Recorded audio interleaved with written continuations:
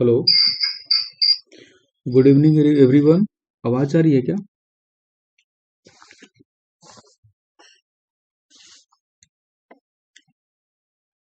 एक बार कंफर्म कर दीजिए अगर मेरी वॉइस क्लियर है तो। आ रही है सर। Okay okay okay. कल क्या पढ़ा था? हम लोगों ने कल फंडामेंटल राइट के बारे में पढ़ा है, ठीक है। बाकी अगर आपके कुछ डाउट हैं तो आप बीच में पूछ सकते हो, है ना। आप वॉइस के थ्रू अपना वो भी बोल बोल के पूछ सकते हो, या फिर आप मैसेज में लिख सकते हो, ठीक है ना, टेक्स्ट में। तो हम लोगों ने बेसिकली कल फंडामेंटल राइट्स को डिस्कस किया था, जिसमें से हमने जो फर्स्ट फंडामेंटल राइट था, राइट टू इक्वलिटी, है ना, आर्टिकल 14 से लेकर के कितने तक, आर्टिकल 14 से 18 तक था, उसको हमने कल अच्छे तरीके से डिस्कस किया था, ठीक है। अब हम उसको वापस नहीं करेंगे क्योंकि वीडियो का आधा टाइम है ना, वो उसी में चला जाता है। तो हम लोग सीधे यहाँ से करते हैं। जो हमारा अगला राइट है ना, वो है राइट टू फ्रीडम, ठीक है ना। अगला है वो राइट टू फ्रीडम है। नेक्स्ट राइट है वो राइट टू फ्रीडम है, ठीक है। जो कि 19 से लेकर के कितने तक है, 19 से 22 तक, राइट टू फ्रीडम जिसे बोलते हैं, ठीक है ना। तो अब 19 में जो 19 का जो 19 जो आर्टिकल है ना, उसका जो फर्स्ट क्लॉज है, 19 आर्टिकल का जो फर्स्ट क्लॉज है, वो बात करता है कि जो सारे सिटीजन्स को है ना, कुछ सर्टेन टाइप्स की फ्रीडम प्रोवाइड करते हैं ना, और उसकी संख्या कितनी है, टोटल 6 तरीके का फ्रीडम है वो प्रोवाइड करता है अंडर आर्टिकल 19, है ना। वो कौन कौन सी फ्रीडम है, तो उसको हम देखेंगे। 19 आर्टिकल फर्स्ट का जो फर्स्ट फ्रीडम है वो आप यहाँ पे मेंशन है ना। थोड़ा सा टाइपिंग में इशू हुआ है। जो फर्स्ट है वो क्या है, freedom of speech and expression. इसको कल हम लोगों ने डिस्कस भी किया था। Freedom of speech and expression, है ना, कि हम अपनी चीज़ों को एक्सप्रेस करने के लिए हमारे पास क्या है, हमारे पास फ्रीडम है, ठीक है ना। उसमें से बाकी ये जो चीज़ें हैं, यहाँ पे वही चीज़ मेंशन किया हुआ है कि पहले है वो टोटल बेसिकली कितने फंडामेंटल राइट थे, पहले 7 फंडामेंटल राइट थे, जिसमें से राइट टू प्रॉपर्टी पहले फंडामेंटल राइट हुआ करता था, जिसको बाद में क्या किया गया है, उसको बाद में रिपील कर दिया गया है by using 44th constitutional amendment act, है ना। उससे क्या किया गया है, राइट टू प्रॉपर्टी को डिलीट करके उसे लीगल राइट बना दिया गया है, और उसे आर्टिकल 300 ए में कहाँ मेंशन, उसको कहाँ मेंशन कर दिया गया है, आर्टिकल 300 ए में उसको मेंशन कर दिया गया है, जो कि पार्ट 12 ऑफ इंडियन कॉन्स्टिट्यूशन में है ना। तो आपको ये चीज हम लोग कल भी डिस्कस किए थे, ठीक है ना। ठीक है, तो अब हम लोग आगे आज करते हैं। तो अगला जो हमारा आर्टिकल है वो 19 का, 19(1) का बी है। 19(1) का ए जो था वो था right to speech and expression. 19(1) का बी है वो है फ्रीडम ऑफ असेंबली, है ना, असेंबल होने के लिए फ्रीडम, असेंबल, है ना। मतलब कि हम एक जगह पे इकट्ठा होने की भी हमारे पास फ्रीडम है ना, कि हम एक जगह पे असेंबल हो सकते हैं, ठीक है। लेकिन आप असेंबल कैसे हो सकते हो, आपको पीसफुली असेंबल होना है ना, पीसफुली असेंबल होना है। यानी कि जो राइट टू असेंबल है वो हमें फ्रीडम तो प्रोवाइड करता है असेंबल होने का, लेकिन हमें कैसे असेंबल होना है, पीसफुली एंड विदाउट आर्म्स। ऐसा नहीं कि हम हथियार हथियार लेके एक जगह पे इकट्ठा हो गए, वो चीज़ हम नहीं कर सकते, है ना। हम क्या कर सकते हैं, पीसफुली असेंबल हो सकते हैं। अगर हमारा कुछ कंसर्न है किसी चीज़ से रिलेटेड, तो हम उस कंसर्न को एक जगह पे असेंबल होके, और हम विदाउट आर्म और पीसफुल तरीके से अपनी बात को रख सकते हैं ना। जैसे अभी आप रिसेंट में देख रहे हो बिहार में बीपीएससी एग्जाम्स, है ना, बीपीएससी एग्जाम्स को लेके, है ना, कौन सी 70th बीपीएससी एग्जाम को लेके जो बिहार में जो स्टूडेंट्स हैं, काफ़ी ज़्यादा प्रोटेस्ट कर रहे थे, है ना। हालांकि वो अपनी बात पीसफुली ही रख रहे थे, विदाउट एनी आर्म्स, एक जगह पे गैदर होकर के अपनी बात रख रहे थे, बट फिर भी पुलिस ने काफ़ी लाठीचार्ज वगैरह ये सारी चीज़ें किया, ठीक है ना। तो ये तो कुछ एक्सेप्शन है, ग्राउंड रियलिटी तो कुछ और ही होता है। ये बात तो आपको पता ही है ना। मतलब पेपर पे कुछ चीज़ें और मेंशन होती है, बट जो ग्राउंड रियलिटी होती है वो अलग ही होता है थोड़ा, ठीक है। तो ये चीज़ है। अब इसमें आप कर अब इसमें आप क्या क्या चीज़ें कर सकते हो, तो पहली बात ये है कि आप पब्लिक मीटिंग होल्ड कर सकते हो, है ना। आपको पब्लिक में मीटिंग होल्ड करने की आज़ादी दी गई है ना। आप demonstration and take out procession, है ना, आप चीज़ों को डिमॉन्स्ट्रेट कर सकते हो, ठीक है ना। दूसरा क्या है, permitted only on public land. कहाँ पे कर सकते हो आप ये चीज़ को, पब्लिक लैंड पे, मतलब जो सरकारी जगह है ना, आप वहाँ पे असेंबल हो सकते हो। ऐसा नहीं कि भाई किसी आदमी के घर के आगे खड़े हो गए, है ना, रोज रोज उसी जगह को हम प्रोटेस्ट साइट बना दिए, वो नहीं कर सकते। गवर्नमेंट के द्वारा क्या किया जाता है कि हर स्टेट में, स्पेशली जो स्टेट का जो कैपिटल होता है ना, स्टेट का जो कैपिटल होता है, वहाँ पे एक साइट को, है ना, एक साइट डिक्लेयर किया कर दिया जाता है, जिसे हम पब्लिक, वो पब्लिक लैंड होती है, गवर्नमेंट की ही लैंड होती है, जहाँ पे कहा जाता है कि आप जनरली क्या करते हो, वहां पे जाके प्रोटेस्ट कर सकते हो। जैसे कि पटना में गर्दनी बाग एक जगह है, गर्दनी बाग, है ना। पटना का जो गर्दनी बाग जगह है वो गवर्नमेंट द्वारा क्या है, डिक्लेयर्ड एक पब्लिक प्लेस है जहाँ पे लोग क्या करते हैं, गैदर होते हैं और अपनी बात रखने के लिए वहाँ पे प्रोटेस्ट करते हैं पीसफुली। ठीक है ना? ठीक है। अब ये है कि ये जो आर्टिकल है वो हमें कौन कौन सी चीज़ से इम्यूनिटी नहीं प्रोवाइड करता है, कौन कौन सी चीज़ों से नहीं बचाता है, तो वो है वायलेंट, है ना, वायलेंट असेंबली, है ना। आप एक जगह पे असेंबल हो गए और वहाँ पे वायलेंस करते हो, तो यहाँ पे ये जो आपका फंडामेंटल राइट है वो आपको प्रोटेक्ट नहीं करेगा। आप बहुत डिसऑर्डरली तरीके से चीज़ों को कर रहे हो, या फिर कोई राइट हो गया असेंबल में, रिलीजियस राइट्स, इस तरीके की चीज़ें अगर हो जाती है असेंबली में, तो यहाँ पे क्या होता है कि ये जो आपको आर्टिकल है ना, ये जो फंडामेंटल राइट है वो आपको प्रोटेक्ट नहीं करने वाला, क्योंकि ये जो फंडामेंटल राइट है वो बात करता है पीसफुल असेंबल का। ठीक है ना? दूसरा चीज एक जो इंपॉर्टेंट है वो है कि this right does not include right to strike, है ना। ये इंपॉर्टेंट रखिए कि अगर आपसे ये पूछा जाए, अगर आपसे ये सवाल पूछा जाए कि बताइए कि क्या राइट टू स्ट्राइक है वो हमारा फंडामेंटल राइट है, क्या हम राइट करने का स्ट्राइक हमें कॉन्स्टिट्यूशन में मेंशन दिया गया है, तो ऐसा नहीं है, है ना। सो आप इस बात को ध्यान रखिएगा कि जो राइट टू स्ट्राइक है it is not a fundamental right. ठीक है ना? Right to assemble is a fundamental right, but right to strike is not considered as the fundamental right. ठीक है ना? अब ये देखिए इसके कुछ एक्सेप्शंस भी है ना। इसके क्या है, कुछ एक्सेप्शन है, जैसे आर्टिकल 19 के 3 में है। हालांकि ये जो चीजें हैं आपके एग्जाम के पर्सपेक्टिव से उतना इंपॉर्टेंट नहीं है, आपके एग्जाम के पर्सपेक्टिव से ये इंपॉर्टेंट है 19(1) सब क्लॉज भी। लेकिन सारे चीजों का कुछ ना कुछ एक्सेप्शन होता है, तो इसके एक्सेप्शन को एक बार बस देख लेते हैं। एक्सेप्शन ये कहता है कि अगर आपको कोई राइट दिया गया है तो वो एब्सोल्यूट नहीं होगा। मैंने कल ही बोला था कि जो फंडामेंटल राइट है वो क्या है, एब्सोल्यूट, एब्सोल्यूट नहीं है ना। जो फंडामेंटल राइट है वो कैसे है, एब्सोल्यूट नहीं है। उस पे क्या है, कुछ ना कुछ रीजनेबल रिस्ट्रिक्शंस लगाया है, कुछ ना कुछ क्या है उसमें रिस्ट्रिक्शन है। ऐसा नहीं है कि आपको बोलने की आज़ादी है तो आप किसी को गाली दे दोगे, अगर आपको एक्सप्रेस करने की आज़ादी है तो कंट्री के अगेंस्ट कोई चीज़ एक्सप्रेस करोगे, ये सारी चीज़ें नहीं। उस पर क्या है, एक certain kind of reasonable restrictions are there. ठीक है ना? तो ये जो 19 का 3 है वो रीजनेबल रिस्ट्रिक्शन की बात करता है ना। किस टाइप के रीजनेबल रिस्ट्रिक्शन, तो ये दो टाइप के है ना, ऑन टू ग्राउंड बात करता है। पहला कि जो असेंबली होगी वो सोवरेनिटी और इंटीग्रिटी के अगेंस्ट नहीं होना चाहिए, है ना। आप ऐसा नहीं कि आप एक तो असेंबल हुए हो एक जगह पे, है ना, और कुछ ऐसा हरकत कर रहे हो जिससे इंडिया की सोवरेनिटी, है ना, और इंडिया की जो इंटीग्रिटी है उसके लिए कुछ खतरा पैदा हो। जैसे कि मान लो कुछ लोग एक जगह पे इकट्ठे हो गए और वहां पे देश के विरुद्ध कुछ नारा लगा रहे हैं ना, नारेबाजी कर दिए, है ना। तो इस तरीके की चीजें अगर कोई हरकत करेगा तो फिर वो उसके लिए क्या है, उसके ऊपर फिर एक्शन होगा। फिर ये आप नहीं कह सकते कि भाई ये तो मेरा फंडामेंटल राइट था, हम तो चुपचाप खड़े होके नॉन वायलेंट तरीके से इंडिया के अगेंस्ट नारा लगा रहे थे, है ना, इंडिया के अगेंस्ट स्लोगन बोल रहे थे, तो ये चीज फिर नहीं होगा। ठीक है ना? यहाँ पे एक एक सेक्शन मैं डिस्कस करना चाहूंगा, वो क्या है, section 144 of CrPC. CrPC basically क्या है, सीआरपीसी क्या है, क्रिमिनल प्रोसीजर कोड है ना। हमारे यहाँ आईपीसी और सीआरपीसी, इसका अब नाम चेंज हो गया है ना। भारत इन दोनों का अब नाम चेंज कर दिया गया है, बट जनरली इसको अभी वही सीआरपीसी के नाम से जानते हैं, है ना। अभी इसका भारत दंड संहिता करके ऐसे चेंज कर दिया गया है ना, आईपीसी का, इंडियन पिनल कोड जिसे बोलते हैं। तो जो सेक्शन 144 है सीआरपीसी का, है ना, वो बेसिकली क्या कहता है कि जो मजिस्ट्रेट होता है ना, डिस्ट्रिक्ट का मजिस्ट्रेट मतलब को डीएम, है ना, वो क्या कर सकता है, रिस्ट्रेन करता है असेंबली, मीटिंग और procession involving the risk of obstruction, annoyance और डेंजर ऑफ ह्यूमन लाइफ, है ना। अगर ऐसा लगता है कि किसी डिस्ट्रिक्ट में मान लो कोई आदमी है ना एक प्रोटेस्ट के लिए असेंबल हुए, ठीक है, लेकिन ऐसा लग रहा है वहाँ के मजिस्ट्रेट को, मतलब कि जो डिस्ट्रिक्ट मजिस्ट्रेट है, डीएम साहब हैं, उनको ऐसा लगता है कि भाई लोग बहुत ज्यादा संख्या में इकट्ठा हो जाएंगे, जिससे क्या हो, किस चीज का डर है, तो हो सकता है कि ऑब्स्ट्रक्शन हो जाए, है ना। मान लो कोई बहुत ज्यादा ट्रैफिक का इशू हो गया, है ना, ऐसा हो कि किसी आदमी का जान चला जाए, या कोई ऐसा लग रहा है कि जो पब्लिक ट्रैंक्विलिटी है ना, पब्लिक ट्रैंक्विलिटी मतलब क्या होता है, आपसी में जो सौहार्द है, आपसी में जो भाईचारे की चीज है ना, शांतिपूर्ण जो है वो चीज क्या हो, उस असेंबली से क्या हो, डिस्टर्ब हो जाए। तो अगर ऐसा कुछ होता है, ऐसा लगता है मजिस्ट्रेट को, तो मजिस्ट्रेट को ये पावर दिया गया है कि इस तरीके की जो असेंबली है उसको क्या करेगा, वो रोक देगा, है ना, by using what, by using section 144 of CrPC, criminal procedure code, है ना। तो हम लोग नहीं कहते हैं कि अरे यार इस जगह पे क्या लगा हुआ है, धारा धारा 300, सॉरी धारा 144 लगी हुई है ना। तो आप क्या कर सकते हो, उसकी कुछ कंडीशन है कि आप वहां पे ऐसे गैदर नहीं हो सकते हो, ग्रुप में खड़े नहीं हो सकते, ये सब चीज, ठीक है ना।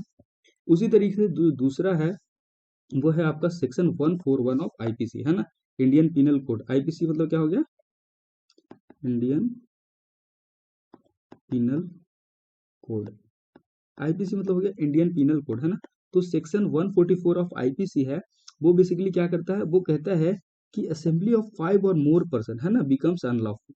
अगर आप किसी एक पर्टिकुलर जगह पे, है ना, पांच या पांच से ज्यादा लोग एक साथ इकट्ठा हो रहे हो, इस चीज को ये क्या करता है, रोकता है ना। क्योंकि ऐसा लगता है कि अगर इतने ज्यादा लोग इकट्ठा होंगे तो हो सकता है ये कोई ऐसा कॉन्स्पिरेसी कर देंगे, है ना, ये कुछ ऐसा एक्शन कर देंगे जिससे क्या है कि जो सोसाइटी की जो पीस है ना, वो डिस्टर्ब होगी, या कुछ ऐसा कॉन्स्पिरेसी कर देंगे जिससे जो ह्यूमन लाइफ है वो डिस्टर्ब हो जाएगा, है ना, वहाँ की जो पब्लिक ट्रैंक्विलिटी है वो डिस्टर्ब हो जाएगी, इस तरीके की चीजें है। तो जहाँ पे सेक्शन 141 लगेगा आईपीसी का, तो वो क्या कर देगा बेसिकली, वो रोक देगा कि आप पांच, मतलब पांच से ज्यादा लोग या पांच से ज्यादा लोग एक साथ क्या कर सकते हो, आप असेंबल नहीं हो सकते हो, एक साथ गैदर नहीं हो सकते हो, ठीक है ना। इसका ऑब्जेक्टिव क्या है, ऐसा क्यों है, पांच ही लोग का क्राइटेरिया क्यों रखा गया, मतलब पांच लोग कहने का मतलब क्या हुआ कि आप ज्यादा संख्या में एक साथ ना जुड़ सकते ना, बाहर नहीं आ सकते, है ना। इसके पीछे का जो ऑब्जेक्टिव है वो क्या है, पहला तो ये है कि जो जो है ना, लॉ एंड ऑर्डर का जो प्रोसेस है ना, जो लीगल प्रोसेस है ना, उसको मतलब अगर ऐसा लगता है एडमिनिस्ट्रेशन को कि लोग अगर ज्यादा इकट्ठे हो जाएंगे तो जो लॉ एंड ऑर्डर है वो वायलेट हो जाएगा उस जगह का, ठीक है ना। तो लॉ एंड ऑर्डर को सही तरीके से एग्जीक्यूट करने के लिए क्या करते हैं कि ऐसा रिस्ट्रिक्ट कर देते हैं कि ज्यादा लोग मतलब भीड़ लगाए ही ना, ताकि क्योंकि भीड़ जहाँ पे लगेगी तो फिर लॉ एंड ऑर्डर मेंटेन करना डिफिकल्ट हो जाता है। और इसका जो अभी प्राइम एग्जांपल क्या है, आप देख सकते हो कुंभ का। कुंभ है ना, कुंभ कहाँ लगा हुआ है, प्रयागराज में। प्रयागराज में जो कुंभ लगा हुआ है, आप वहां पे देख रहे हो ना कि आए दिन स्टैम्पीड हो रहे हैं, मतलब भगदड़ से लोग मर जा रहे हैं। अभी न्यू दिल्ली में भी देखा था, रेलवे स्टेशन पे स्टैम्पीड हो गया, भगदड़ हो गया, जिसके कारण काफी लोग की जान चली गई, है ना। तो सिंपल सी बात है भाई कि अगर बहुत ज्यादा लोग एक साथ इकट्ठे होंगे तो उस जगह का जो लॉ एंड ऑर्डर है उसको मेंटेन नहीं किया जा सकता है, क्योंकि उसकी भी एक लिमिट होती है ना। हर रिसोर्स की एक लिमिट होती है, एंड एक लिमिट के बाद आप उस चीज को मैनेज नहीं कर सकते। तो कुंभ में भी अभी वही हो रहा है, ठीक है ना। इसी वजह से आप आए दिन सुनते हो कि कुंभ में इस तरीके की, है ना, दुखद घटना घट गया जिसमें बच्चों की जान चली गई, है ना, बुजुर्ग लोग हैं वो मिसिंग हो गए, या फिर बच्चे मिसिंग हैं, बुजुर्ग लोग की जान चली गई। इस तरह की चीज आप सुनते हो, ठीक है। दूसरा ऑब्जेक्टिव है कि ये है ना, दूसरा क्या है कि to forcibly occupy the property of some person, है ना। ऐसा ना हो कि लोग इस तरीके से इसलिए इकट्ठा हो रहे हैं ताकि किसी दूसरे आदमी का, है ना, प्रॉपर्टी को लूट न ले, है ना। जैसे कई बार नहीं होता है कि मान लो कि पार्टिकुलर एक रिलीजन को लेके एक मान लो कोई डिस्ट्रिक्ट है ना, मान लो कोई डिस्ट्रिक्ट है, वहाँ पे दो रिलीजन में, है ना, दो रिलीजन में आपस में टकराव हो गया। तो अब मान लो कि जहाँ पे ये जो रिलीजन है ये अगर मान लो माइनॉरिटी में है, दूसरे मेजोरिटी में है, तो हो सकता है ये ज्यादा इकट्ठा हुए और इसके जो प्रॉपर्टी है उसको लूट लिया, उसके दुकान को लूट लिया। इस तरीके की चीजें ऐसा ना हो, इसलिए क्या किया जाता है कि आईपीसी का, सॉरी, आईपीसी का जो सेक्शन 144 है, 41 है, 141 जो सेक्शन है उसको लगाया जाता है, ठीक है ना। तीसरा ये है कि टू कमिट एनी मिसचीफ और क्रिमिनल ट्रेसपास, है ना। ऐसा ना हो कि कोई मिसचीफ एक्टिविटी हो जाए या कोई क्रिमिनल, है ना, कोई क्रिमिनल कॉन्स्पिरेसी उस जगह पे हो जाए, इन सब चीजों को रोकने के लिए। और कुछ इलीगल एक्ट हो सकते हैं उसको रोकने के लिए, है ना, ये सारी चीज को रोकने के लिए क्या किया जाता है, सेक्शन 141, सेक्शन 141 है आईपीसी का, वो रिस्ट्रेन करता है कि पांच या पांच से अधिक लोग एक जगह पे क्या है, वो इकट्ठे नहीं हो सकते, ठीक है ना। ये आपको समझ में आ गया। अगला जो आर्टिकल है 19 का 1 क्लॉज सी है ना, 19 1 सब क्लॉज सी है ना। इसमें क्या है, ये एसोसिएशन की बात करता है, वो असेंबली की बात कर रहा था, ये एसोसिएशन की बात कर रहा है ना। इसमें बेसिकली क्या है, ये है कि आप क्या है, आपको आपके पास फ्रीडम है ना, you have given freedom, freedom to make क्या, association, freedom to make association. Association का मतलब क्या हुआ, कोई यूनियन, है ना। आप कोई यूनियन बनाना चाहते हो, जैसे कि कोई लेबर का यूनियन बनाया, है ना। मान लो बहुत सारे मजदूर मिल करके अपना एक यूनियन बनाए ताकि जो उनके सर्टेन राइट्स हैं वो क्या हो, प्रोटेक्टेड हो, है ना। मान लो कोई फार्मर का यूनियन है, फार्मर यूनियन, फार्मर यूनियन हो गया, मतलब क्या हुआ कि बहुत सारे ऐसे किसान हैं जिनको मान लो उनके जो बेसिक राइट्स हैं, है ना, उनके भी जो बेसिक राइट्स है, चाहे वो सब्सिडी से रिलेटेड चीजें हो, उसको उसके लिए अगर वो गवर्नमेंट के ऊपर डिमांड बनाना, गवर्नमेंट के ऊपर प्रेशर बनाने के लिए क्या करते हैं, लोग यूनियन बनाते हैं। बेसिकली यूनियन का जो मेन मोटो क्या होता है कि अगर आप यूनियन में रहोगे तो क्या है, आपकी वेटेज होगी, लोग आपको सुनेंगे, है ना। जब आपकी संख्या ज्यादा होती है तो लोग आपको सुनते हैं। तो संख्या से क्या रिलेशन है, क्योंकि भाई इंडिया एक डेमोक्रेसी है ना। इंडिया क्या है, एक, यहाँ पे मैं बताता हूँ, इंडिया,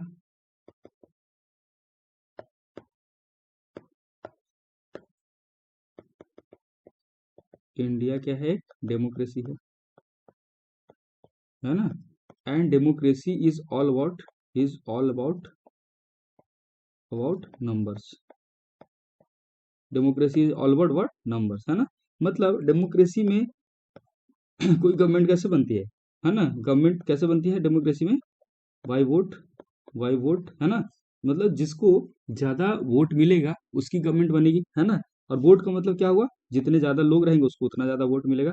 इसलिए कहते हैं कि democracy is the game of numbers, ठीक है ना। इसलिए लोग यूनियन में रहना पसंद करते हैं, ताकि उससे क्या होगा कि उनकी संख्या ज्यादा होगी तो जो सरकारें हैं वो उनकी बात सुनेंगी, इसलिए लोग क्या करते हैं, यूनियन बनाते हैं ना। तो जो यूनियन बनाने का जो फ्रीडम है वो हमें कहाँ से मिलता है, वो मिलता है आर्टिकल 19(1) सब क्लॉज सी से, ठीक है ना। इस चीज को आप ध्यान में रखिएगा। यही बात है इसमें आगे पूरा ये डिस्कस किया हुआ गया है ना। यूनियन हो गया, साथ में आप कोऑपरेटिव सोसाइटी सुने होंगे, है ना, कि कोऑपरेटिव सोसाइटी जो बनाए जाते हैं तो वो आर्टिकल 19(1) के अंदर ही बनाए जाते हैं, ठीक है ना। इसमें आपके बहुत सारे राइट है, जैसे पॉलिटिकल पार्टी बनाने का, कंपनी बनाने का, partnership form, society, clubs, organisation, ये ट्रेड यूनियंस, है ना। ये सारी चीजें क्या कर सकते हो आप, इसमें उसको बनाया जा सकता है, ठीक है ना। लेकिन इसके भी कुछ है ना, जो इसके भी क्या है, कुछ रीजनेबल रिस्ट्रिक्शंस है। मैंने अभी जस्ट बताया आपको कि आपको राइट दिया जा रहा है तो वो एब्सोल्यूट नहीं है ना, वो राइट क्या है, एब्सोल्यूट नहीं है। उसमें क्या है, रीजनेबल रिस्ट्रिक्शंस है। तो ये जो आपका एसोसिएशन बनाने का जो राइट दिया गया है तो उसके भी कुछ रीजनेबल रिस्ट्रिक्शन है, जिसे आर्टिकल 19 सब क्लॉज 4 में क्या किया गया है, उस चीज को मेंशन किया गया है। अब उसको देखते हैं कि वो बेसिकली क्या है। तो ये जो है इसका जो कंसर्न है वो रिलेटेड है सोवरेनिटी ऑफ इंडिया से, है ना। Sovereignty of India, integrity of India, public order and morality से इसका संबंध है। अब इसका मतलब हुआ क्या, तो भाई साहब इसका मतलब ये हुआ कि अगर आप कोई एक यूनियन बनाए, है ना, आप क्या बनाए, आप मान लो एक यूनियन बनाते हो, है ना। मान लो आप एक लेबर यूनियन बनाए, लेबर यूनियन बनाए, है ना, लेबर यूनियन बनाए, ठीक है।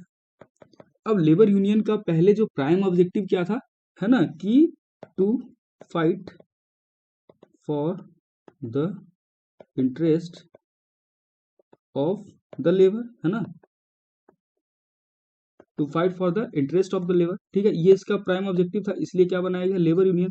लेकिन यहाँ पे मान लो कुछ ऐसा एक्टिविटी हो रहा है जिसमें हमें ऐसा लगता है कि जो ये जो लेबर यूनियन का जो कोई हेड था, है ना, ये मान लो किसी अदर कंट्री से, अदर कंट्री से इसका लिंक है ना। मान ली इसका लिंक चाइना से, ऐसा मैंने सपोज करते हैं कि चाइना से या पाकिस्तान से ऐसा इसका लिंक निकल गया। और पता चलता है कि ये जो यूनियन है इसको चाइना से क्या मिलती है, इसको फंडिंग भी मिलती है, फंडिंग भी मिलती है। तो अगर ऐसा सिचुएशन आप इमेजिन कीजिए कि इंडिया का कोई लेबर यूनियन है ना, किसान संगठन, सॉरी, ये श्रमिक संगठन है ना। लेबर मतलब होता है श्रमिक, है ना। तो इंडिया का कोई श्रमिक संगठन है और वो अ, किसी दूसरे कंट्री जैसे कि चाइना और पाकिस्तान जैसे कंट्री से इसको क्या मिल रही है, फंडिंग मिल रही है, और इंडिया में ये कुछ उल्टी सीधी हरकत कर रही है। तो ऐसे केस में क्या है, ये जो लेबर यूनियन होगा ये इस पे इसको फ्रीडम नहीं होगा, है ना। इस पे कुछ रीजनेबल रिस्ट्रिक्शंस लगेंगे। आप, आई होप आप इस एग्जांपल से समझ गए हो कि हम किस चीज की बात कर रहे हैं, ठीक है ना। तो वही रीजनेबल रिस्ट्रिक्शंस में है बेसिकली कि जो कंट्री की सोवरेनिटी है उससे कॉम्प्रोमाइज नहीं किया जाएगा। अगर ऐसा लगा किसी भी यूनियन को देख के कि उनका जो प्राइम मोटो कुछ और ही है, ऐसा है, उनकी एक्टिविटी ऐसी है जिससे इंडिया की जो सोवरेनिटी है वो वायलेट हो रही है ना, जैसे ऐसा लगे कि इंडिया की जो सोवरेनिटी है वो वायलेट हो रही है, या पब्लिक ऑर्डर डिस्टर्ब हो रहा है, इंटीग्रिटी या मोरलिटी डिस्टर्ब हो रही है, तो उसको क्या कहेंगे, रीजनेबल रिस्ट्रिक्शन में उस चीज को हम मानेंगे, ठीक है ना। समझ में आ रहा है। यहाँ तक अगर आप में से किसी को कोई डाउट है तो आप पूछिए, नहीं तो फिर हम लोग आगे बढ़ेंगे।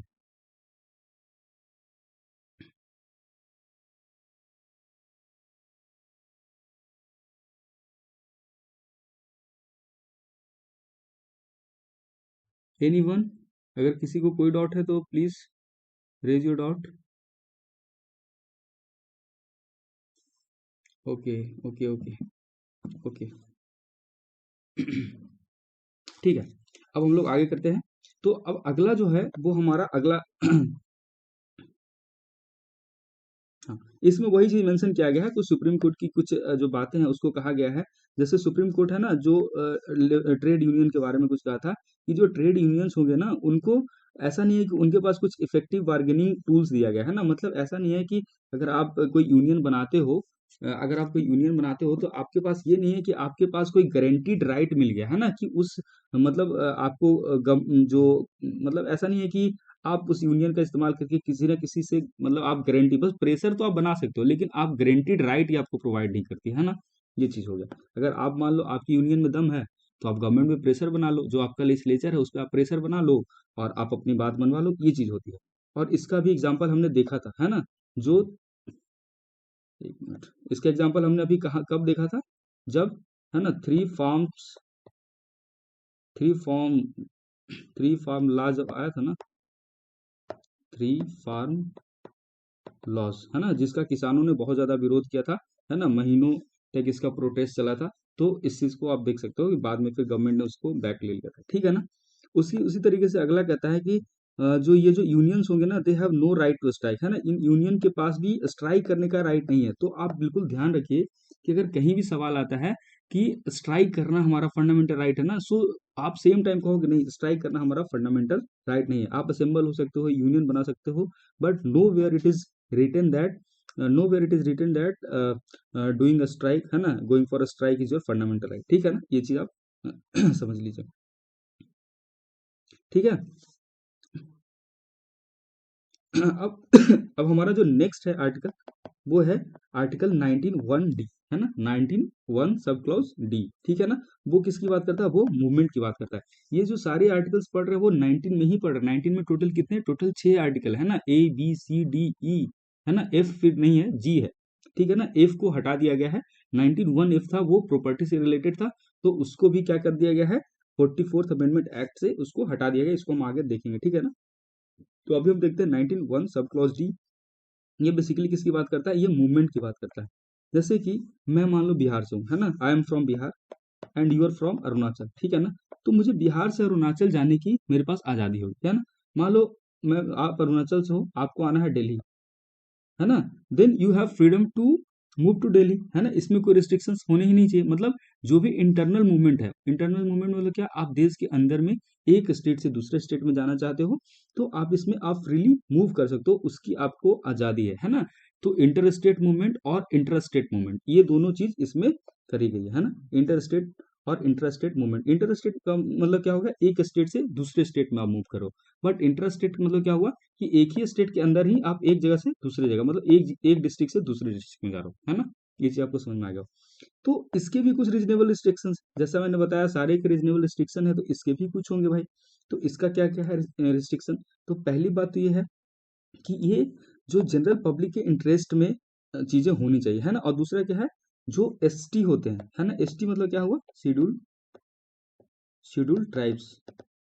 एसटी मतलब क्या होता है, शेड्यूल ट्राइब्स। मतलब वैसे लोग जो मतलब वैसे एरिया वो क्या है, वो जहाँ पे ट्राइबल लोग रहते हैं।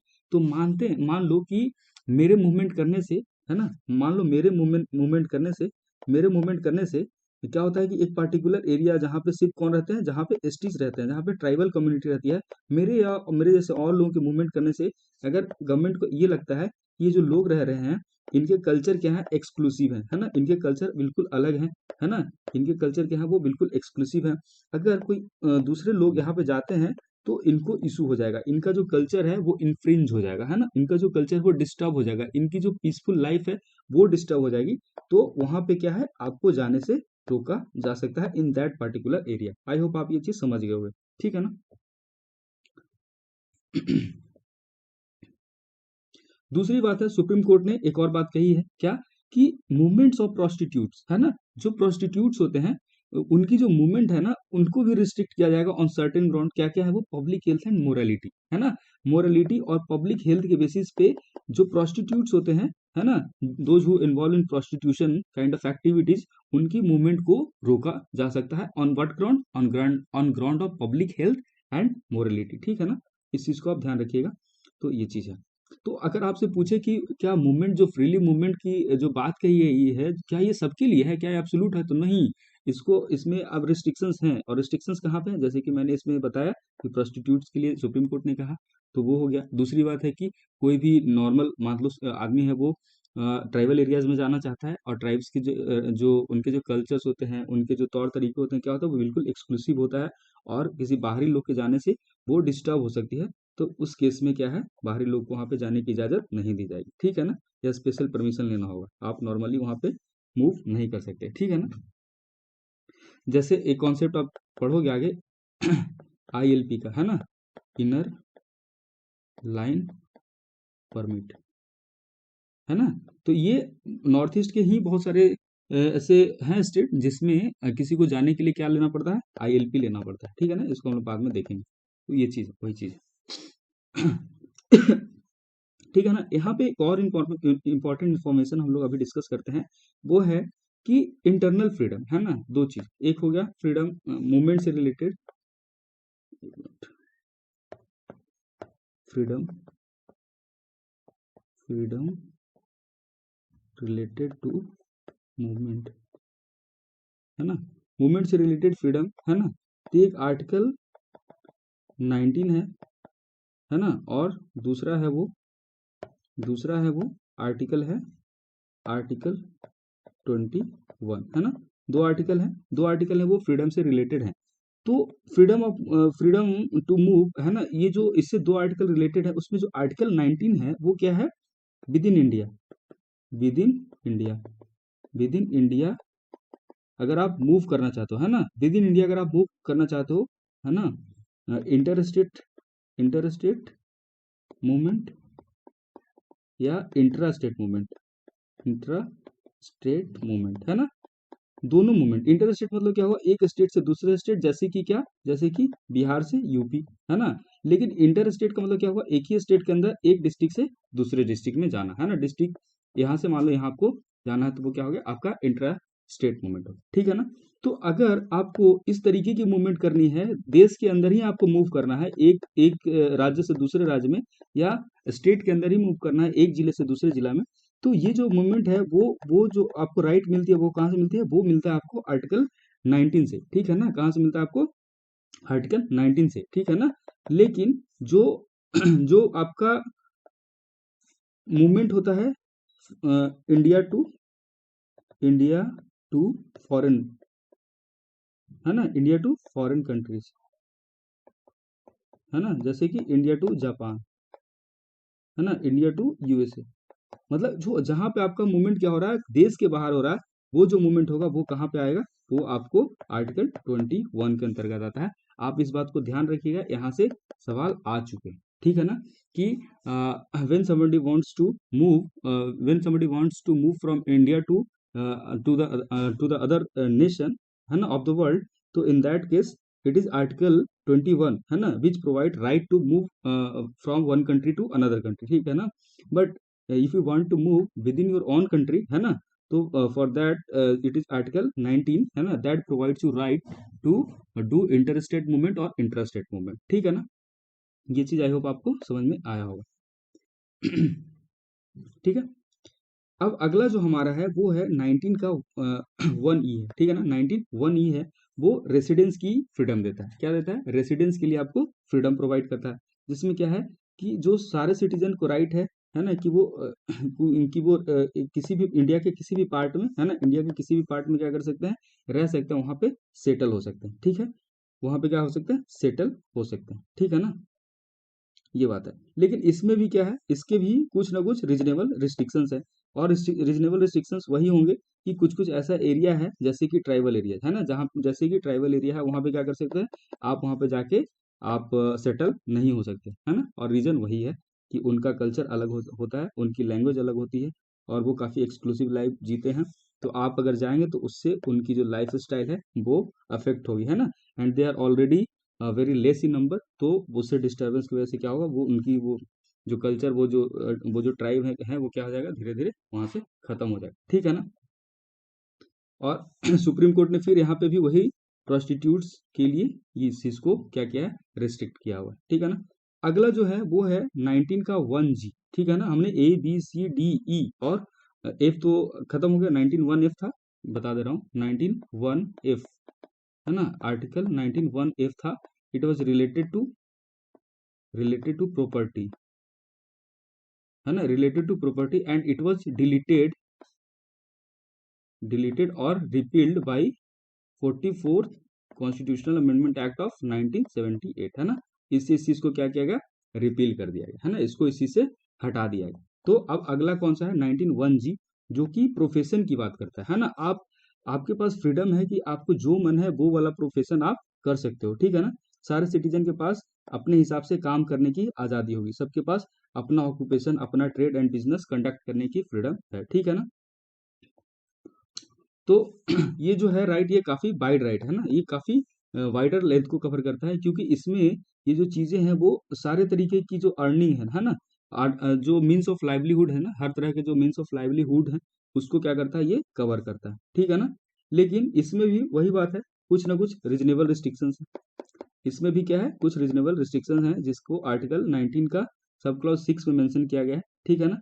और इसमें ये है कि जैसे कुछ स्टेट है ना, मान लो कोई पर्टिकुलर स्टेट है, वो किसी पर्टिकुलर प्रोफेशन पे चाहेगा तो कुछ क्वालिफिकेशन का क्राइटेरिया डाल सकता है ना। क्वालिफिकेशन में मान लो कि ये कह दिया कि स्टेट, है ना, मान लो उस पर्टिकुलर स्टेट का ही वो होना चाहिए, है ना। जैसे कि मान लो यूपी गवर्नमेंट ने कोई वैकेंसी निकाली, कोई फॉर्म निकाला, ठीक है, लेकिन उसके साथ ये क्राइटेरिया डाल दिया कि इस फॉर्म को कौन फिल करेंगे, जो पर्टिकुलर यूपी से ही होंगे वही इस फॉर्म को फिल कर सकेंगे। तो इस तरीके की कुछ एक्सेप्शन है कि स्टेट गवर्नमेंट अगर चाहेगी तो वो ला सकती है, क्योंकि उन्हें अपने यूथ को जॉब देना है ना, पहले अपने यूथ को, मतलब अपने स्टेट को जो जो नेटिव है, उनको पहले एम्प्लॉयमेंट वगैरह देना है, प्रोफेशन का मौका देना है, ये सारी चीजें हैं, है ना। वही चीज यहाँ पे भी है कि ट्रेड, बिजनेस और इंडस्ट्री या फिर अदर सर्विसेज में भी इस चीज को अप्लाई किया जा सकता है, ठीक है ना।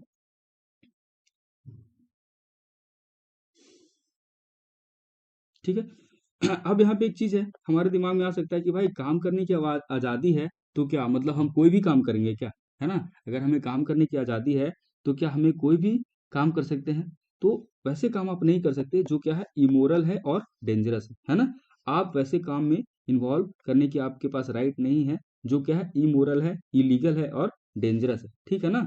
सो अगर आप कोई ऐसा काम कर रहे हो तो स्टेट के पास राइट है कि वो उस चीज को क्या कर सकता है, एब्सोल्युटली उसको क्या कर सकता है, बंद कर सकता है, ठीक है ना। और इसका एक प्राइम एग्जांपल आप समझ सकते हो, प्रोस्टिट्यूशन, है ना, प्रोस्टिट्यूशन। सो अगर कोई आदमी ऐसा चाहता है कि हम इस तरह का काम में इन्वॉल्व रह जाए, है ना, तो ये इस तरीके का जो है ना, इमोरल कंडक्ट है, तो ऐसे चीज को अगर स्टेट गवर्नमेंट चाहे तो कंप्लीटली बैन कर सकती है, ठीक है ना। ठीक है। अब नेक्स्ट नेक्स्ट है वो है आर्टिकल 20, ठीक है ना। 19 समझ में आ गया ना सबको। अब अगला है वो है आर्टिकल 20 है, that talks about that talks about protection in respect of conviction for offence, है ना। अब कन्विक्शन मतलब क्या होता है, मतलब किसी पे कोई आरोप लगता है ना, कोई कन्विक्ट हो जाता है ना, तो उस समय अगर मान लो कोई आदमी कन्विक्ट हो गया, तो उस समय उसके पास भी कुछ राइट्स हैं कि नहीं, ये उस चीज से रिलेटेड है ना। तो इसको हम लोग आइए देखते हैं। सो बेसिकली जो आर्टिकल 20 है वो प्रोटेक्शन देता है ना, प्रोटेक्शन देता है arbitrary and excessive punishment to accuse person. मान लो कि कोई आदमी है, यहाँ पे एक और चीज हम लोग डिस्कस करते हैं, एक्यूज्ड एंड कन्विक्ट, है ना, ये लीगल टर्म है। एक्यूज और कन्विक्ट में क्या डिफरेंस होता है। एक्यूज मतलब क्या हुआ कि आपके ऊपर क्या लगा है, एलिगेशन लगा है ना, आपके ऊपर क्या है, एलिगेशन लगा हुआ है, मतलब ये लेकिन प्रूव नहीं हुआ अभी तक, नॉट प्रूव्ड, है ना। एलिगेशन लगाया तो क्या है कि ठीक है यार, इस आदमी ने क्या किया, इस क्राइम को कंडक्ट किया है, ठीक है, but that allegation has not been proved in the court, ठीक है ना। ये तो तब तक आप क्या हो, एक्यूज हो, मतलब जब तक अगर कोई आदमी उस पे एलिगेशन लगाया गया है, कुछ चार्ज लगाए गए हैं रिलेटेड टू एनीथिंग, है ना, एनी एनी एक्ट, और वो अगर प्रूफ नहीं हुआ है तब तक उसको हम क्या कहेंगे, उसको हम एक्यूज कहेंगे, है ना। But the moment court gives decision, है ना, जिसमें कहता है कि ये जो आदमी है वो क्या है, proven guilty, proven guilty, proven guilty. जैसे ही कोई आदमी है वो क्या होता है, कोर्ट के द्वारा गिल्टी साबित कर दिया जाता है, तो उसको क्या कहते हैं, उसको फिर हम कन्विक्ट कहते हैं, है ना। तो ये डिफरेंस है कन्विक्ट और आपका कन्विक्ट और अक्यूज में, ये दोनों डिफरेंस है, ठीक है ना। सो सो बेसिकली जो आर्टिकल 20 है वो अवेलेबल है किन के लिए, it is available for both citizen and foreigners, है ना। सिटीजन के लिए भी अवेलेबल है और साथ ही साथ फॉरेनर के लिए भी अवेलेबल है। अभी आप बता सकते हो कौन कौन सा जो राइट है, फंडामेंटल राइट, जो सिर्फ और सिर्फ इंडियन को अवेलेबल है, वो है 15, 16, 19, 29 और 30, है ना। ये जो 5 राइट्स हैं, ये जो 5 राइट है वो सिर्फ और सिर्फ इसको किसको अवेलेबल है, only Indians. This rights are available to only Indians, है ना, नॉट फॉरेनर्स, ठीक है। बट 20 है, देखो 20 तो इस लिस्ट में नहीं है ना, इसका मतलब क्या है कि 20 है वो फॉरेनर्स के लिए भी है और सिटीजन्स के लिए भी है, ठीक है ना। इस चीज को आप समझिए। यहाँ पे 3 इंपॉर्टेंट कॉन्सेप्ट है। एक है आपका, यहाँ पे एक है आपका no ex post facto law, है ना। कभी कभी एग्जाम में सीधे पूछता है कि इसका मतलब क्या होता है, no ex post facto law, ठीक है ना। ये है इसको समझिए आप, no ex post facto law, है ना। No ex post facto law मतलब क्या हुआ, मतलब ये हुआ कि अगर कोई क्रिमिनल क्रिमिनल एक्ट है ना, कोई क्रिमिनल एक्ट है, फॉर एग्जाम्पल मर्डर क्या हो गया, एक क्रिमिनल एक्ट हो गया, है ना। और मर्डर के लिए मान लो 10 इयर्स का क्या है, ये जेल है ना, जेल ऑफ 10 इयर्स, है ना। अगर कोई आदमी किसी का मर्डर करता है, उसके लिए क्या मिलता है पनिशमेंट, उसको 10 साल की जेल, ऐसा प्रोविजन बना है, ठीक है ना। और ये प्रोविजन मान लो कब, ये प्रोविजन अभी 2024 तक था, ठीक है ना। 2024 तक, ठीक है। अब 2025 में ऐसा न्यू लॉ बना, जिसमें क्या किया गया कि जो मर्डर करेगा, है ना, जो मर्डरर होगा, उसके जो पनिशमेंट होंगे वो अब कितना हो जाएगा, 20 इयर्स, है ना। उसको कितने साल की जेल होगी, उसको 20 साल की जेल होगी। लेकिन पहले कितने साल की हो रही थी, पहले हो रही थी वो 10 साल की, ठीक है ना। लेकिन 2025 में क्या रूल बना कि जो मर्डरर होंगे उसको कितने साल की, उसको 20 साल की पनिशमेंट होगी, ठीक है ना।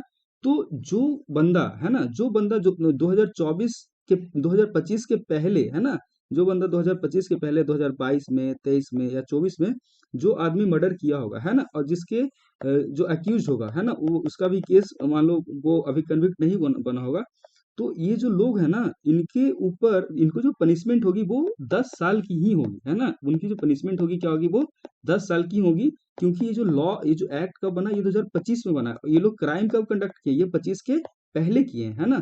तो इसका जो पनिशमेंट होगा वो उसके पहले वाला ही मिलेगा, जो पहले जो पनिशमेंट था, और पहले कितने साल का था, 10 साल का था, है ना। तो ये जो न्यू लॉ बना है कि 20 साल की पनिशमेंट होगी, ये एप्लीकेबल 25, है ना, 25 एंड 25 ऑनवर्ड ये एप्लीकेबल हो, है ना। अब मान लो कोई आदमी 2026 में किसी का मर्डर करेगा, है ना, तो उसको फिर पनिशमेंट 20 साल की हो। ये बात आपको समझ में आ गया, इसको कहते हैं एक्स पोस्ट फैक्टो लॉ, ठीक है ना। ये सिर्फ और सिर्फ क्रिमिनल मैटर में ही, है ना, क्रिमिनल लॉज के लिए एप्लीकेबल है, not for civil laws and tax law, है ना। यानी टैक्स के केस में क्या कर सकती है गवर्नमेंट, पीछे जाके भी टैक्स रिजीम बदल सकती है, ठीक है ना। तो ये चीज आप ध्यान रखिएगा। दूसरा है वो है आपका नो डबल जियोपार्डी, है ना। क्या है, नो डबल जियोपार्डी, ठीक है ना। इसका मतलब हुआ बेसिकली कि अगर कोई एक आदमी है ना, कोई एक प्रोसिक्यूटेड, है ना, कोई भी एक आदमी है जिसको प्रोसिक्यूट किया गया है, तो उसी आदमी को, है ना, 2 बार पनिशमेंट नहीं दिया सकता, है ना। नो डबल पनिशमेंट,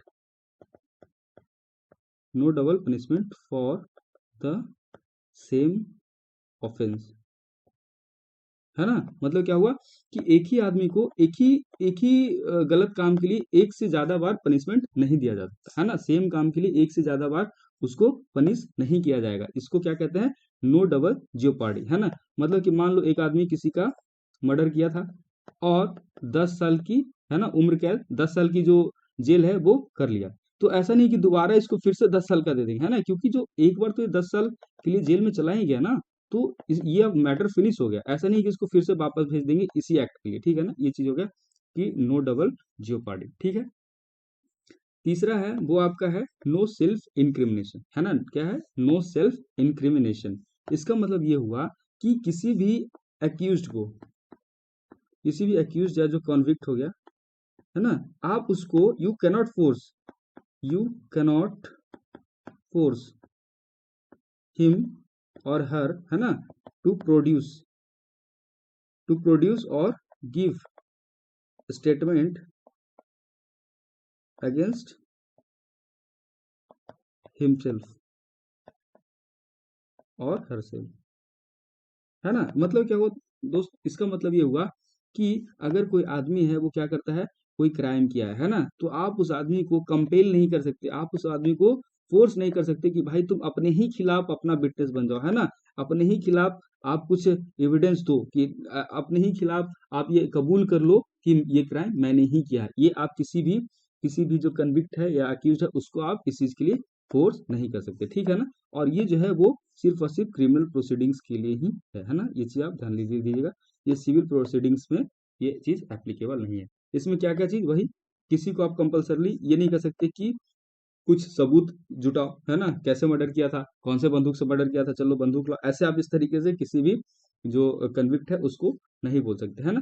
किसी को आप जो है ना कंपल्सन नहीं हो कि आप अपना थंब इम्प्रेशन और ब्लड स्पेसिमेन दो, ताकि क्या हो, तब की तुम्हारे जो क्राइम की क्या टेस्टिंग हो, है ना, ये चीज समझ सकते हो। और किसी को कंपल्सरली एग्जीबिशन ऑफ बॉडी नहीं कर सकते, ये जबरदस्ती मतलब कंसेंट चाहिए होगा उसके शरीर को, है ना, उसके बॉडी को एग्जिबिट करने की, ठीक है ना, ये चीज। अब अगला जो आर्टिकल है हमारा वो है आर्टिकल 21, है ना। आर्टिकल 21 है जो फंडामेंटल राइट का one of the most important article है, ठीक है ना, जो बात करता है लाइफ एंड पर्सनल लिबर्टी, है ना, किसकी बात करता है, लाइफ एंड पर्सनल लिबर्टी की, ठीक है ना। इसमें बेसिकली कहता है कि भाई हर आदमी के पास उसकी लाइफ की और उसकी लिबर्टी की आज़ादी हुई, है ना, मतलब हर आदमी को अच्छे से जीने की आज़ादी, ठीक है ना, और फ्रीडम से जीने की आज़ादी है ना, पर्सनल लिबर्टी है वो प्रोटेक्टेड होगा। मतलब ये जो आर्टिकल 21 है वो इंसान की लाइफ और उसकी जो पर्सनल लिबर्टी है उसको प्रोटेक्ट करता है, ठीक है ना। और ये जो राइट है वो दोनों के लिए, है ना, ये जो राइट है वो दोनों लोग के लिए अवेलेबल है। दोनों मतलब मैं कह रहा हूँ तो कि कौन कौन, सिटीजन और फॉरेनर्स हैं उनके लिए, ठीक है ना, क्योंकि भाई कोई फॉरेनर आपके कंट्री में आया है तो आप उसके राइट की तो गारंटी लोगे ना, ऐसा थोड़ी है कि उसको उसकी राइट की मतलब उसकी लाइफ की कोई वैल्यू नहीं है, ठीक है। अब यहाँ पे एक कॉन्सेप्ट है प्रोसीजर एस्टेब्लिश्ड बाई लॉ और दूसरा है ड्यू प्रोसेस ऑफ लॉ। ये बहुत इंपॉर्टेंट कॉन्सेप्ट है, आप इस चीज को समझिए, ठीक है ना।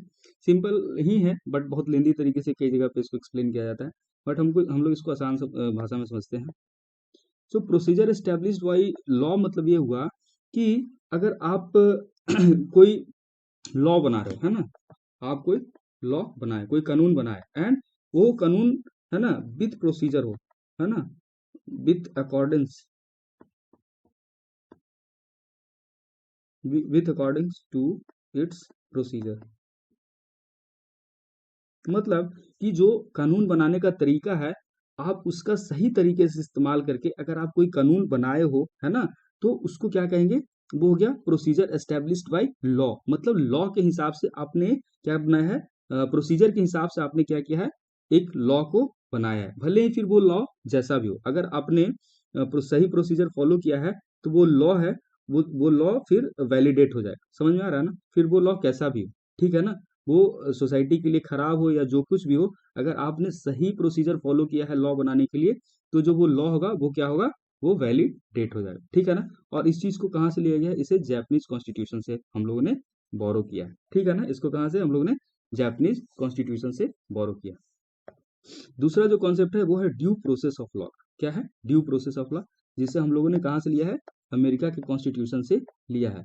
बेसिकली जो ड्यू प्रोसेस ऑफ लॉ है वो बात करता है, वो प्रोसेस की बात नहीं करता है ना, वो जनरली देखता है कि भाई ठीक है प्रोसेस तो हम बाद में देख लेंगे, लेकिन जो आपने लॉ बनाया है क्या ये सही है, जो आपने लॉ बनाया है वो राइट है या रॉन्ग है ना, ये इस चीज की बात करता है। तो जो ड्यू प्रोसेस ऑफ लॉ है वो बेसिकली क्या देखता है कि वेदर लॉ इज राइट और रॉन्ग, है ना, whether the law which you have formulated is illegal, is legal और इलीगल, है ना, it is for the benefit of the society, और इट इज ये ऐसा तो नहीं कि ये जो लॉ बनाया है वो लोगों के इंटरेस्ट में नहीं है, ठीक है ना, ये इस चीज को देखता है।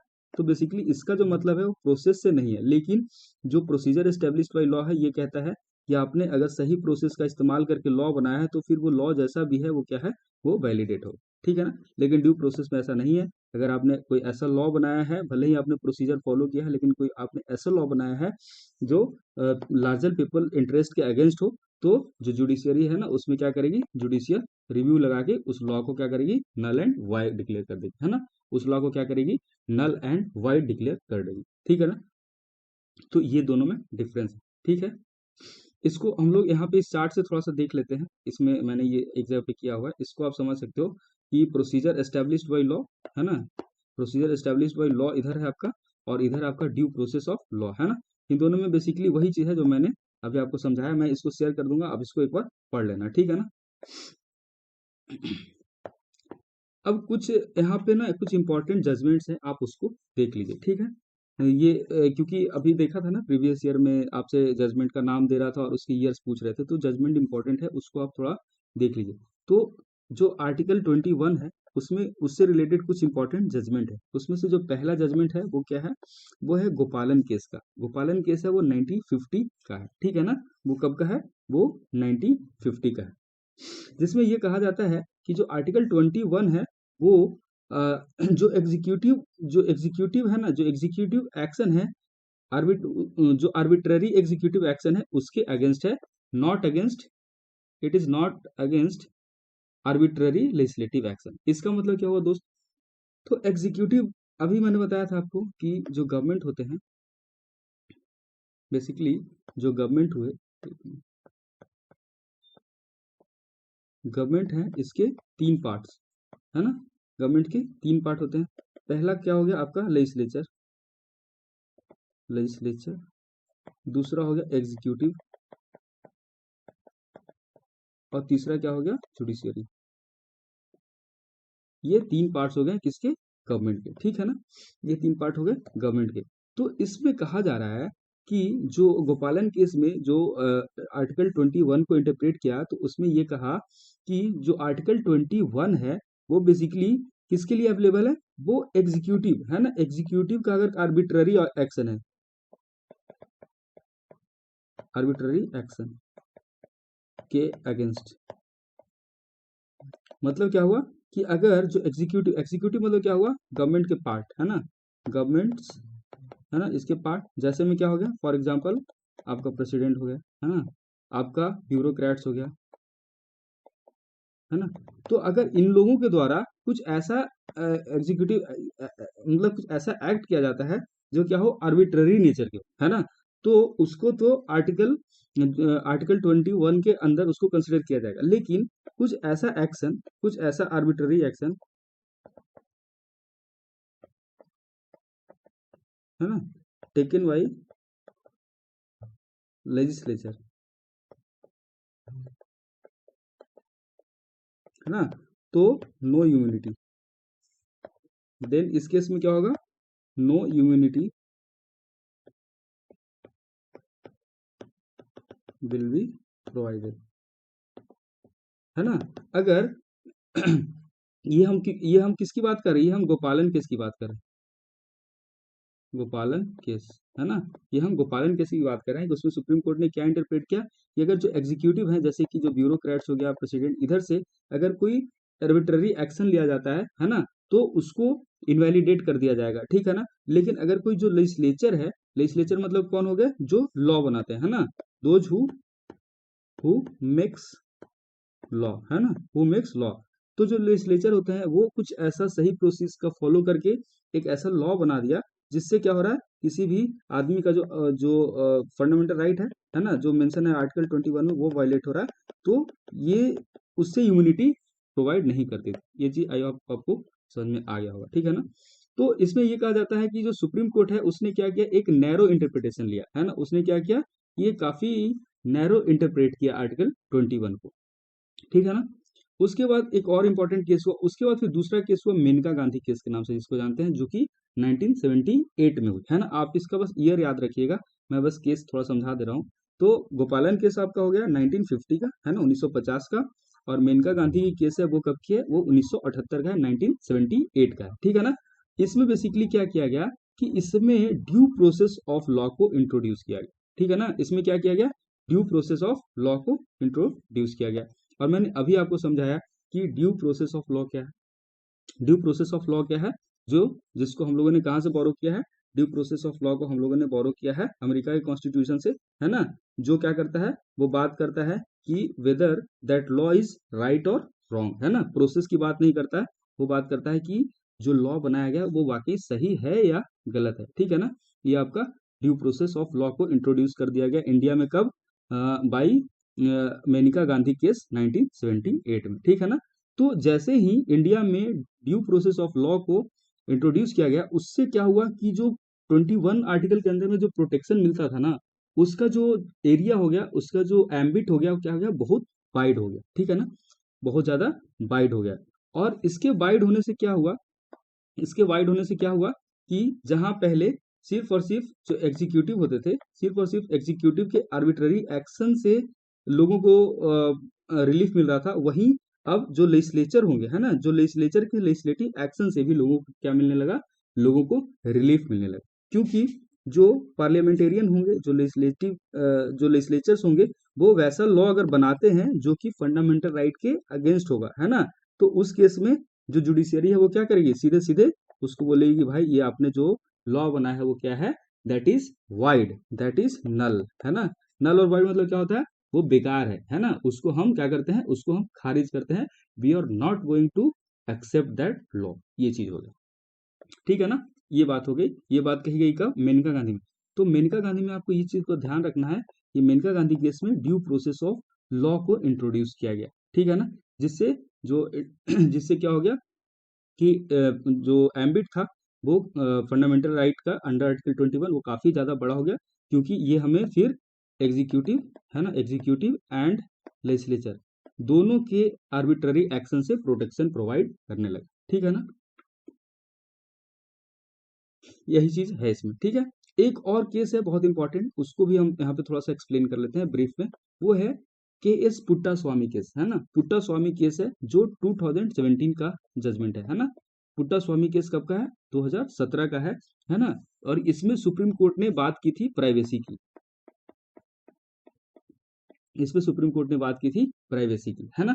कहा था कि जो प्राइवेसी है वो बेसिकली ह्यूमंस के क्या है, एक नेचुरल राइट है ना, क्या है, एक नेचुरल राइट है। और गवर्नमेंट को इस चीज को प्रोटेक्ट करना चाहिए, सबकी प्राइवेसी को क्या करना चाहिए, प्रोटेक्ट करना चाहिए। तो ये जो है ये यूपीएससी में भी आया हुआ क्वेश्चन है कि right to privacy comes under which article. So basically right to privacy है वो कहाँ आता है, वो आर्टिकल 21 में आता है ना।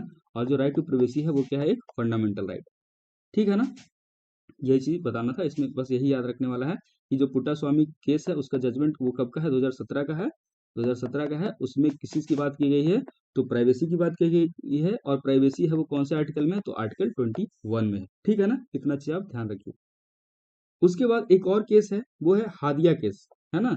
हादिया केस बेसिकली इसमें सुप्रीम कोर्ट ने क्या कहा था कि every individual has the right to marriage on marriage of its own choice, है ना। ये जो राइट है ना, ये तरीके से जो लोग जो लव मैरिज होता है ना, या फिर जो सिलेक्टिव मैरिज जिसे बोलते हैं,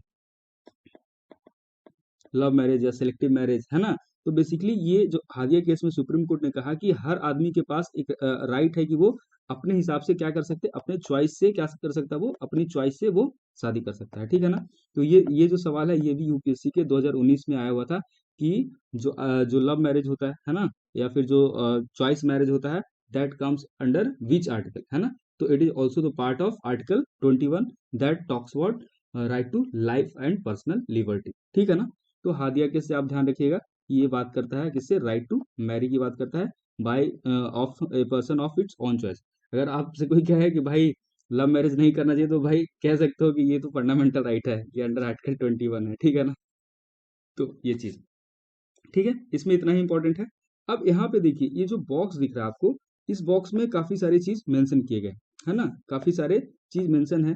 सो बेसिकली ये सब क्या है, ये सब जो राइट्स है ना, जो आर्टिकल 21 है वो आपको इंश्योर करती है ना। आर्टिकल 21 है वो आपको ये सारे राइट्स प्रोवाइड करती है। आई आई वुड टेल यू कि आप इसको क्या कीजिए, आप इसको एक बार पढ़ लीजिएगा, ठीक है ना। जैसे कि देखिए, इसमें कुछ राइट है जो ह्यूमन डिग्निटी के लिए है ना, right to live with human dignity, है ना। हर आदमी भाई, सिर्फ आदमी अगर डिग्निटी के साथ ना रहे तो आदमी और जानवर में क्या फर्क होगा, है ना।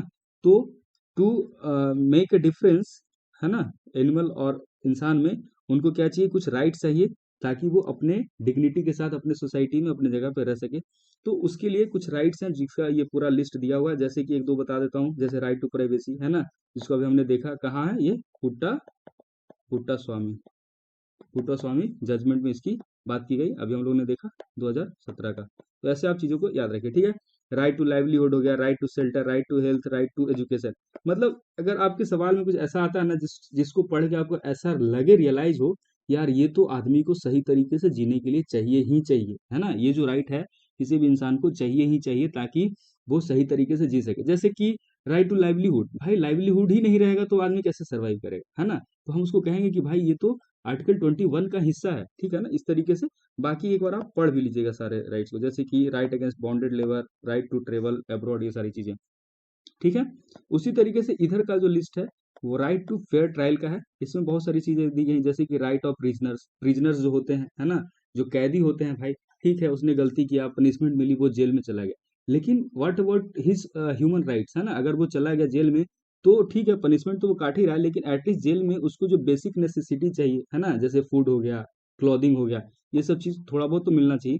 तो प्रिजनर से रिलेटेड राइट हो गया। राइट्स ऑफ वुमेन, है ना, to be treated with decency and dignity, women को, है ना, सही तरीके से ट्रीट किया जाए, डिग्निटी के साथ ट्रीट किया जाए। तो ये सारी चीजें, राइट टू पब्लिक हैंगिंग हो गया, है ना, राइट अगेंस्ट पब्लिक हैंगिंग हो गया।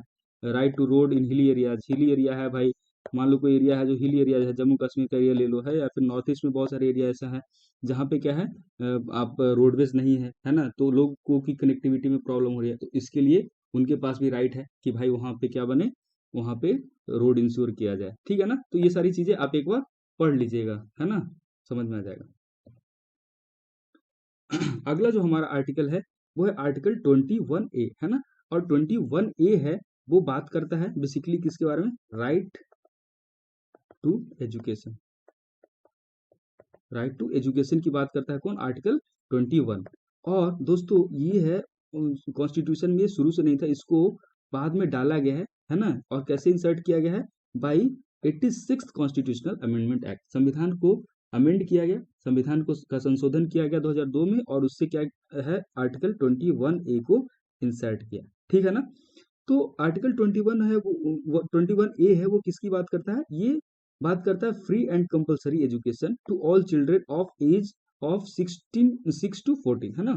6 से 14 साल के, 6 से 14 साल के जितने भी बच्चे होंगे, है ना, उनका क्या है, उनका फ्री, याद रखिए, फ्री एंड कंपलसरी, दो कीवर्ड यहाँ पे इस्तेमाल किया गया, एक तो फ्री और दूसरा कंपलसरी, है ना, free and compulsory education, free and compulsory education की बात करी गई है कहाँ, आर्टिकल 21A, वो 21 था, ये 21A है, ठीक है ना। तो इस चीज को आप ध्यान दीजिएगा, ठीक है। अब इसमें है कि भाई एजुकेशन की तो बात करेंगे, लेकिन कितने तक, पढ़ाई का तो कोई वो थोड़ी है, लिमिट थोड़ी है भाई, कोई लोग बहुत तक पढ़ते हैं, कोई 10th करता है, कोई 12th किया, कोई ग्रेजुएशन किया, है ना, किसी ने मास्टर्स कर लिया, ठीक है, कोई पीएचडी कर लिया, तो इसकी तो कोई लिमिट नहीं है। तो ये बेसिकली बात करता है एलिमेंट्री एजुकेशन की, है ना, जो एलिमेंट्री मतलब क्या हुआ, प्रारंभिक शिक्षा, प्रारंभिक, है ना, प्राइमरी एजुकेशन जिसे बोलते हैं, प्राइमरी एजुकेशन, है ना, ये इसकी एलिमेंट्री मतलब वही आप समझ लो 10 तक की, यहाँ तक की बात करता है, एलिमेंट्री एजुकेशन की बात करता है, ठीक है ना। नॉट हायर और प्रोफेशनल एजुकेशन, ठीक है ना। सो सब सारे बच्चों को क्या मिलना चाहिए, एलिमेंट्री एजुकेशन मैंडेटरी है, मस्ट है, and it must be provided free and fair, ठीक है ना। तो ये चीज हो गया। इसके लिए एक एक्ट भी है, वो है right to education act of 2009, है ना, right to education act of 2009 है, दैट जो कंसर्न है एजुकेशन से बच्चों की, ठीक है ना। और एक केस है इसमें, इसको आप देख सकते हो, उन्नी कृष्णन केस, उतना इंपॉर्टेंट वैसे नहीं है, ये रिलेटेड है वही आपका एजुकेशन से, ठीक है ना। यहाँ पे 86 कॉन्स्टिट्यूशनल अमेंडमेंट एक्ट के बारे में थोड़ा सा देख लेते हैं। तो जो 86वां है, 86 कॉन्स्टिट्यूशनल अमेंडमेंट एक्ट है वो 2002 में आया, है ना। जो कि क्या है, जो बात करता है एजुकेशन फॉर ऑल, सारे लोगों की एजुकेशन की बात करता है, ठीक है ना। इससे बेसिकली क्या चेंज हुआ, है ना, इससे चेंज क्या हुआ, तो change after 86 constitutional amendment act, इसमें हुआ क्या, इसमें ये हुआ कि जो स्टेट होगा, है ना, that will provide early childhood care, है ना, early childhood care and education to children until they complete the age of 6। मतलब जो 86 कॉन्स्टिट्यूशनल अमेंडमेंट एक्ट हुआ, है ना, 86 कॉन्स्टिट्यूशनल अमेंडमेंट एक्ट हुआ, है ना, ये कब का है, ये 2002 में हुआ, है ना, 2002 में। इससे दो चेंजेज आए, एक तो ये हुआ कि, है ना, इस आर्टिकल को इंसर्ट किया गया, आर्टिकल 21A को, और दूसरा क्या किया गया, दूसरा ये चेंज किया गया कि जो स्टेट होगा, डीपीएसपी में भी बदलाव किया गया। हम लोग डीपीएसपी अगला चैप्टर यही है, directive principle of state policy, उसमें भी कुछ बदलाव लाए गए। और उसमें क्या क्या कहा गया कि जो स्टेट है वो, है ना, स्टेट है वो क्या है, छोटे बच्चों को अर्ली चाइल्डहुड केयर प्रोवाइड करेगी, है ना, अर्ली चाइल्डहुड केयर प्रोवाइड करेगी, किसको, वैसे बच्चों को जिनकी उम्र कितनी है, जिनकी उम्र क्या है, 6 साल या 6 साल से कम है ना। तो 6 साल या 6 साल से कम वाले बच्चे कहाँ रहेंगे, वो स्टेट प्रोवाइड करेगी अर्ली अर्ली चाइल्डहुड केयर, है ना, जैसे कि क्या है, जैसे कि आंगनवाड़ी, आंगनवाड़ी, है ना, जैसे कि आंगनवाड़ी, यहाँ पे क्या होता है, छोटे छोटे बच्चे, 2 साल के 3 साल के बच्चे वहाँ पे खेलते हैं, है ना।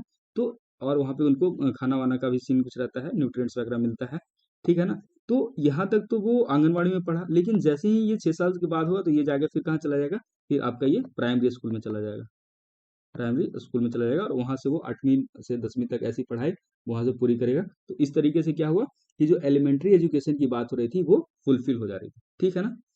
उसके बाद एक और ये है आर्टिकल 51A, है ना, इस आर्टिकल को भी इसमें किया गया, जिसमें क्या है कि it is the duty of every citizen of India to provide opportunity for education to his children, है ना, और words between age of 6 and 14। मतलब क्या हुआ कि ये सारे नागरिक जितने भी इंडियन सिटीजन हैं, उनकी ये ड्यूटी है कि वो अपने बच्चों को, है ना, 6 से 14 साल के बीच के जो बच्चे हैं, उनको ये अपॉर्चुनिटी प्रोवाइड करे कि भाई वो उनको पढ़ने भेज, है ना, ये उनको अपॉर्चुनिटी प्रोवाइड करे कि 6 से 14 साल के सारे बच्चे हैं वो क्या करें, पढ़ाई करें। ऐसा नहीं कि 6 से 14 साल के बीच में उनको कहीं काम पे लगा दिया, या किसी दूसरे रीजन की वजह से उसकी जो एजुकेशन है उसको कर्टेल कर दिया, उसको वो अपॉर्चुनिटी नहीं दिया जिससे कि वो पढ़ाई ना कर सके, ठीक है ना। ये चीज़ हो गया।